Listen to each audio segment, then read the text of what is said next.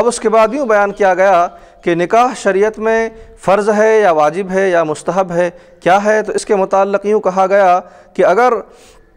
کوئی شہوت کا غلبہ ہے، کہ انسان کی فطری ہے کہ شہوت کو اللہ تبارک و تعالیٰ نے انسان کے اندر رکھا ہے، تو اگر شہوت کا غلبہ ہے، نکاح نہ کرے تو معاذ اللہ اندیشہ زنا ہے، اور مہر اور نفقہ کی قدرت رکھتا ہو تو اس طرح حالات میں نکاح کرنا واجب ہے۔ یعنی شہوت کا غلبہ ہے، اگر وہ نکاح نہ کرے تو معاذ اللہ اندیشہ زنا ہے، اندیشہ زنا ہے، یعنی زنا کا اندیشہ ہے، زنا کا خوف ہے کہ زنا کے معاملات میں وہ ملوث ہو سکتا ہے،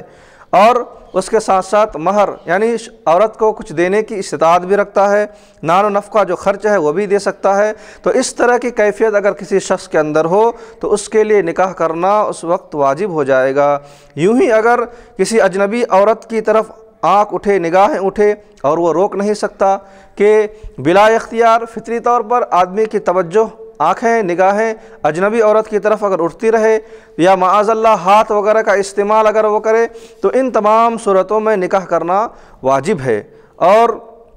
اس کے بعد اگر یقین ہو کہ نکاح نہ کرنے پر زنا واقع ہو جائے گا، اس سے پہلے جو مسئلہ بیان کیا گیا، مسئلے کی نوعیت تھی اندیشہ، یعنی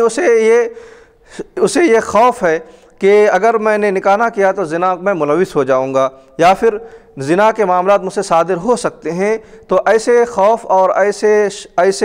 اندیشے کی وجہ سے اس شخص پر نکاح کرنا واجب ہے۔ لیکن اگر یہی چیز اگر یقین میں بدل جائے، یقین ہو جائے کہ نکاح نہ کرنے پر وہ یقینی طور پر زنا اس سے واقع ہو جائے گا، تو ایسی صورتحال میں نکاح کرنا اس کے لیے فرض ہے۔ یعنی جب یقین ہو کہ زنا میں ملوث ہو جائے، اب اس کے بعد مہر بھی ہے، نان و نفقہ بھی ہے، صلاحیت ہے اس کے اندر کہ استطاعت ہے کہ وہ عورت کے حقوق کو ادا کر سکتا ہے، تو ان تمام صورتوں میں اس کے اوپر نکاح کرنا فرض ہے۔ اسی طرح سے مسئلہ اگر یہ اندیشہ ہے کہ نکاح کرے گا تو نان و نفقہ نہ دے سکے گا، یعنی خرچ اخراجات ادا نہیں کر سکے گا، تو ایسی صورت میں یا پھر جو ضروری باتیں ہیں ان کو پورا نہ کر سکے گا، تو ایسی صورت میں نکاح کرنا اس شخص کے لیے مکروہ ہے۔ اگر اندیشہ ہے کہ نکاح کرنے کے بعد وہ نان و نفقہ یعنی خرچ، بیوی کے جو اخراجات ہوتے ہیں وہ ادا نہیں کر سکتا، یعنی بیوی کے اخراجات ہے کہ اس کو رہنے کے لیے